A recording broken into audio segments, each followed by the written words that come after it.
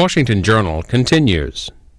Senator Bernie Sanders is with us. He is a member of the Budget Committee in the Senate. And what can you tell us about how the stimulus bill is shaping up in the Senate? Well, as you know, it passed the House yesterday. I think we'll be voting on it next week. It got out of Appropriations Committee yesterday. Susan, I don't have to tell any of the listeners that our country today faces the most significant economic and financial crisis we have faced since the Great Depression. I know in my state, we're hemorrhaging jobs. You read in the papers the other day, 70,000 jobs lost in one day. People are losing their savings, their retirement accounts on Wall Street. People's homes are being foreclosed. Kids are not able to afford to continue to go to college. So we have some major problems that we face. And I think after 8 years of one of the most disastrous administrations in the history of this country, it is time to move us in a new direction. That is what the campaign was about. That's what Barack Obama ran on. And I think it is time, instead of giving tax breaks to billionaires and continuing the war in Iraq at $10 billion a month, I think we start investing in the middle class and working families. I think we start creating the millions of jobs that we desperately need, rebuilding our crumbling infrastructure. I know in my state, I suspect all over this country, our roads are in terrible shape, bridges, water systems. And also, and I think President Obama has been making this point, for decades we have been talking about energy independence, the need not to import $700 billion a year of foreign oil. Let's do it. Let's start creating the kind of sustainable energy and the energy efficiencies that we need in the United States. Start moving to wind, solar, geothermal, biomass, and over a period of time we can create millions of jobs doing that. I think also what you're going to see in this economic recovery program is an understanding not only that we have to create millions of jobs, we have to take care of those people who have been hurt by this recession, people who have lost their jobs, lost their health care, lost their housing. You just can't leave them on the side of the street. So you're going to see an investment in health care in a number of respects. We're also going to do our best to make sure that college becomes a little bit more affordable by expanding Pell Grants. So through a variety of ways, we're going to start paying attention to the needs of working families and the middle class rather than just the wealthy and corporate America, and start turning this country about. A couple of questions, just listening to many of the comments made or questions asked during the past 2 hours. First of all, on the jobs creation side, you even use the phrase over the long term. If people need jobs now, what's in the package that creates jobs now? No, we've all heard this new expression, shovel ready. And what that means is that we're going to be investing in those projects that are ready to start moving and putting people to work immediately within the next 6 months, within the next year. So with a crumbling infrastructure, and engineers tell us we have over $1 trillion of unmet infrastructure needs in this country. We all know our bridges are in terrible shape, roads are in terrible shape. My state water systems, both clean water and wastewater, need significant improvements. So you're going to see probably the largest investment in infrastructure, which puts people to work immediately. We talk about, in my state, we have done a pretty good job. We have a long way to go in terms of energy efficiency. We are a cold weather state. A lot of senior citizens don't have a lot of money, have homes that are poorly insulated. They need new storm windows. They need new roofs. You're going to see investments in millions of homes all over this country, buildings, schools. So these are jobs. It's both short-term, immediately. I think President Obama is talking about the need to create millions of jobs within the next couple of years. But we're going to lay the basis, I think, for a healthier economy in the long run. I promised a caller that missed you by a few minutes I would ask the question for him. He is the smallest of small business owners, 7 employees, coffee company in Texas, has an SBA, small business loan, and he's almost ready to declare bankruptcy. He says, is there anything in this package for me? I think there is. I really do think there is. I think we're going to try through low interest loans to help the small business community. Clearly, we know, and I go on to this for about 5 hours here, the outrage of what has taken place on Wall Street, which to my mind, Susan, constitutes probably the most significant and largest criminal act in the history of our country. You have had a handful of people, few hundred people on Wall Street who, through their incredible greed, their recklessness, their illegal behavior, has brought our financial system to the verge of collapse and has created an economic climate by which we are going to lose millions of jobs. Small business, as this gentleman is involved in, has been the engine where we've created jobs. We've got to start protecting small business, provide them the kind of loans and help that they need so that we can grow jobs at the grassroots level. Do you expect a Justice Department led by Eric Holder will pursue prosecutions? I think that's one of the avenues we've got to go. But let me be very clear about this. I think that the people on Wall Street who committed this crime, and I use the word crime advisedly, have got to be punished. I think that the greed that they have expressed, where making 20% rates of return was not enough, earning hundreds of millions of dollars was not enough, that they had to create these new financial instruments, these derivatives, these credit default swaps, which have led us to where they are. They have got to pay a price for that. And more importantly, not only do we have to hold them accountable through a very, very thorough investigation, but what we also have to do is make sure that we do not go back to where we were. And that means we have to deal with this phenomenon of too big to fail. Create these huge financial institutions, and when they get in trouble, we have to bail them out. If they're too big to fail, in my view, they are too big to exist. Let's start breaking them up right now. Furthermore, when we talk about the economy, we have got to pay attention to health care. We remain the only country in the industrialized world that does not guarantee health care to every man, woman, and child as a right of citizenship. We've got to deal with the growing disparity of income and wealth in this country, where the top 1/10% earn more income than the bottom 50%. So we have, I mean, I really don't envy President Obama. The list of problems that are on his desk with a $10.6 trillion national debt, 2 wars, foreign wars, we've got some problems, but I do believe with new leadership, as a nation, we can come together and start turning this country around in a way, very different way than what we went under Bush for 8 years. Not surprisingly, our lines are all lighted up for people to talk to you, beginning with Omaha. You're on the air for Senator Sanders. Good morning, Senator. It's an honor to be able to speak to you. The question I have is, I'm hearing all the things that we should be doing. What I want to ask the Republicans is, if we took up all the things that the Democrats are proposing, and we have the power to manage it, just tell us, what would you do? What do you ask? What are you asking us to? What would you do to solve the problem? We hear the claims that you're saying that you don't want us to do. So just tell us, what would you do, and we'll look at it and let's see what you would do to solve the problems that's at hand for us. Because again, when Bush came out and said we need $750 billion, they went for that, and they were all in and voted for that. So please just tell us, what would you do? Okay, many people did vote for that. This senator did not vote for that. I voted against the first bailout. I voted against the second bailout. These are very difficult issues, but I could not vote in good conscience to allow the middle class of this country, people whose standard of living has been in decline, to bail out corporate crooks who have made hundreds and hundreds of millions of dollars. So I voted against that. What I believe in terms of the economic recovery program, the time is long overdue for us to start investing in our people. We have the highest rate of childhood poverty in the industrialized world. This economic recovery package will put billions of dollars into Head Start, into child care, so our kids can get a fast start in life and working families can know that their kids are taken care of in a decent way. In my state and all over this country, people are paying outrageously high property taxes. This legislation will put a lot of money into special education so that communities and school districts around the country can perhaps see a lowering of their property taxes, and school districts will not have to be laying off of teachers. Again, in terms of energy, I believe that it is imperative from a national security perspective and from a global warming perspective that we move away from fossil fuels and foreign oil. This legislation starts ending all the talk that we've been hearing for years, for decades. It starts investing in wind, solar, geothermal, biomass, energy efficiency.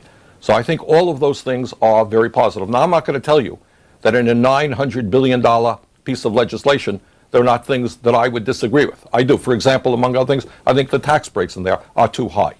But there is a lot of very good investment in this for the American people, and I believe very strongly that after 8 years of giving tax breaks to billionaires, after a war in Iraq, which cost us $10 billion a month, the time is now to start investing in the American people, creating good-paying jobs, rebuilding our country. Pensacola, good morning. Republican line. Good morning. I think your guest best illustrates what's wrong with our economy. You have a Congress that is 90% attorneys I'm not sure Senator Sanders is or not. It doesn't really matter. But the problem is this. I know high school kids that could write a better loan application than what Congress gave to these banks. Let me give you a specific example. When the insurance company, AIG, got their money, they paid out bonuses, some multi-million, to mid-level managers. The CEO said, well, we have to keep our good people. They experienced 4 consecutive quarters a loss of $4.3 billion. Now, any company I've ever worked for would throw you on the street if your division was remarkably as inept as AIG was. This is what we need. Instead of having lawyers elected to Congress, what we need are businessmen, scientists, people who know what they're talking about. Senator Sanders doesn't know the first thing about energy. There is no electric battery manufactured anywhere on this planet that can drive an 18-wheel truck. You could take all the alternative energy that can be produced in this country, and it will not amount to more than 5% of what we need. We are going to need fossil fuels for at least the next 20 years. So instead of the Democrats talking about alternative and green energy and all the stuff that won't work, they need to start developing our resources we have now as technology comes online. All right, let me jump in, sir. Thanks. Well, let me mention to the gentleman, again, I'm not a lawyer as it happens. The problem, I don't know how many lawyers there are in Congress. There are many. But you really want to know what the problem is? It's not lawyers in Congress. It is the impact of large corporations and their lobbyists on what goes on in Washington. There is a reason why over the last 8 years we have given tax breaks to people who don't need it, why we have given tax breaks to oil companies who have seen record-breaking profits while the middle class and working families have gotten relatively little. So what we have is a culture here in Washington is where big money interests have enormous power and working people have far too little influence. In terms of the bailout, I happen to agree with the gentleman. I voted against it, but I want him to know, if he's on the Republican line, that President Bush came to Congress after telling us for 7 years how strong, and I hope everybody remembers this. Remember the expression, the fundamentals of the economy are strong, the economy is robust. That's what Bush said over and over again. And then finally, one day, half a year ago, Hank Paulson walks into Congress and said, oh, we made a little bit of a mistake. It turns out if you don't give me $700 billion to do as I want to do, no strings attached, the world financial system is going to collapse. That was George Bush, Hank Paulson. Congress ended up saying, no, that's not acceptable. You got to do A, B, and C. I didn't accept what Congress said. I voted against it. So clearly, the first $350 billion, to my mind, has not been successful. We asked the banks today, what did you do with the money? They are not even telling us what they're doing, which is outrageous. So, but in terms of sustainable energy, I strongly disagree with the caller. I think there's huge potential. It's sitting out there waiting to happen to move us away from fossil fuels, and it's imperative that we do that both from an energy independence perspective as well as dealing with greenhouse gas emissions. While we're talking about the TARP program, front page Business Day, New York Times, Geithner says financial plan is in the works. A comprehensive plan to repair the financial system to be announced soon. Well, clearly it is needed. The idea that you had people on Wall Street operating without transparency. We had Alan Greenspan, Phil Gramm, and Democrats as well, making the incredible argument that let's deregulate these guys. Let's break down the walls so that we could have these large, incredibly large financial institutions, and then let them invest in any way they want without any transparency, without any government regulations, without any accountability. This is somehow, according to Alan Greenspan, going to be really, really great for the economy and create prosperity. I was on the House Financial Institutions Committee for 16 years. I voted against the repeal of the Glass-Steagall legislation. It did not make a lot of sense to me then. But this whole philosophy of deregulation, let Wall Street do what they want to do, tax breaks for billionaires, unfettered international free trade, that is a philosophy that may have worked for the rich and the powerful, but not for the middle class. It's time to rethink it. Of course, we need to re-regulate. Specifically yesterday, the stock surged on Wall Street, as this notes, on the hopes that the government was moving toward creating a bad bank to purge toxic assets from balance sheets. Do you support that? Well, this is a complicated issue that we're going to have to look at. The concern here is I simply do not want to bail out Wall Street with taxpayers paying the bill. I want to create a situation where if we're going to invest in financial institutions, in the long run, the American people who have invested in it gain from that investment. Osceola, Iowa, independent line. Good morning, caller. Are you there? Hello? Yes, sir, you're on. Oh, I just came right on through. Bernie, How are you? you surely have constituents in your area who are on your side and a number who are not. Can you hear me? Yeah, Yes, I can hear sir. you fine. Mm-hmm. All right. I got to ask you a question. It's been bothering me for a long time. You're my hero in a lot of ways. I got to ask you, do you believe that this country owes reparations for the slaves? Bottom line, money payments. No, I think, no, that would not be, no, that's not one of the issues very high on my priority list. Bath, Maine. Go ahead, please. Good morning, Senator.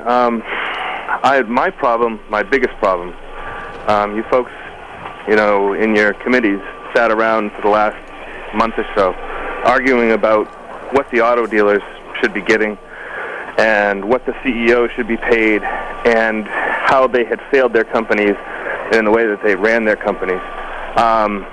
The way I look at it, the last 8 years, the Senate, or the entire United States Congress, has failed this country.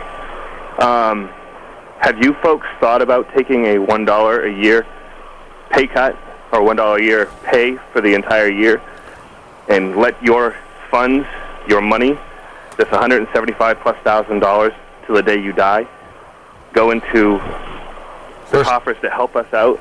First of all, it's not it is not $175,000 a year to the day you die. It is true that there is a pension. There was an older pension for people who were elected earlier. The pension that I receive is a good pension. It is comparable to the private sector. I think if you ended up having members of Congress work for $1 a year, you would end up having millionaires and billionaires being the only people in Congress who could afford to take that job, and I don't think that that is acceptable. But I think in terms of what we see nationally, $175,000 a year is a very good salary, no question about it. But I think it might be more appropriate to take a look at these folks on Wall Street and corporate America who in many cases are making 400 or 500 times what their workers are making, and take a very hard look at the growing inequality in this country. We have 10 more minutes for your calls for Senator Bernie Sanders. Next is from Greensboro, North Carolina. You're on, caller. Good morning, Senator Sanders. I had a statement to make, and I'd also like to ask a question. Historically, there are times for partisanship. During, for instance, the 1980 election, which is when I first registered to vote, I registered as a Republican because I thought that the country was in such a situation that we really needed a major change. And I think that in many ways, electing Reagan over re-electing Carter was a good thing.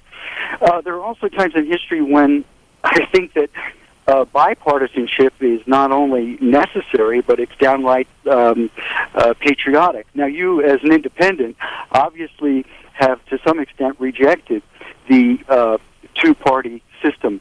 My question to you was, what do you think about the partisanship that's going on now during a national tragedy where we're at war in two different locations and we have this financial collapse?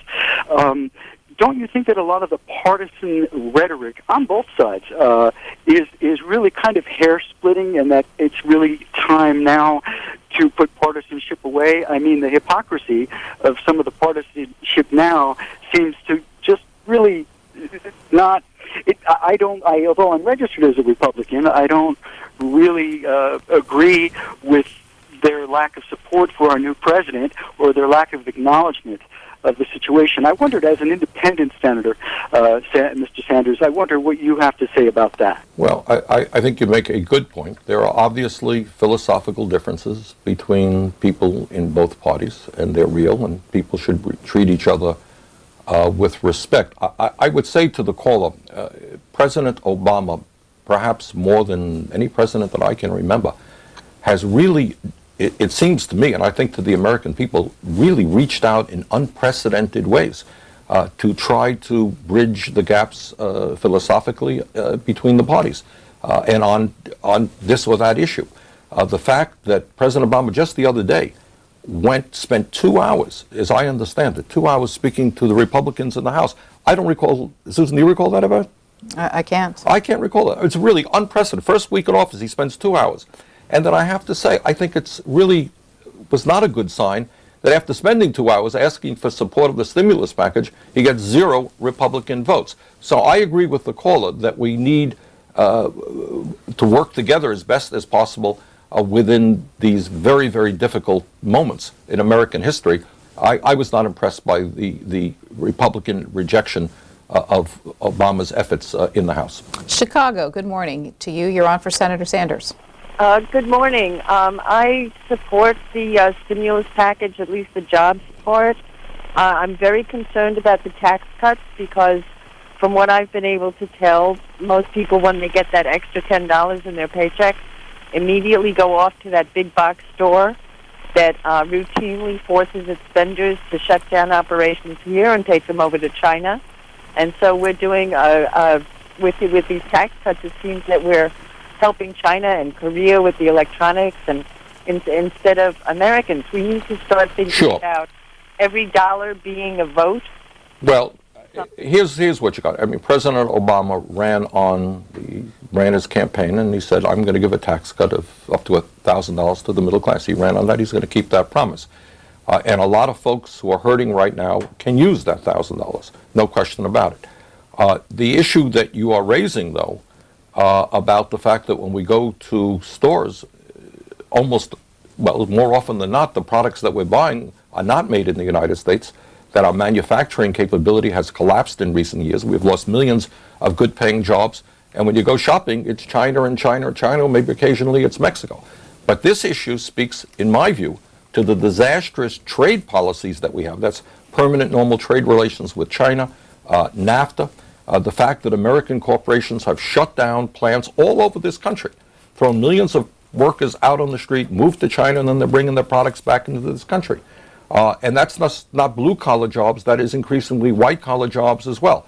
So I am not a great fan of unfettered free trade. I think you need a good trade policy which reflects the interest of American workers. And I think if these large corporations want us to purchase their products, it's high time that they started manufacturing their products in this country and create decent-paying jobs here.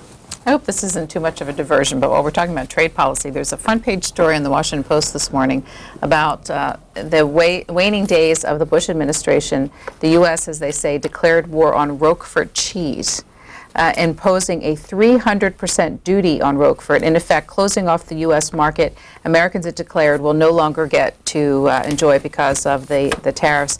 Concerns that this might incite a trade war as a result. Now, Vermont being a cheese state, I thought you might have some opinions about this. It's not Roquefort cheese. That's right. We're more into cheddar cheese. Yes. Good cheddar cheese, I might add.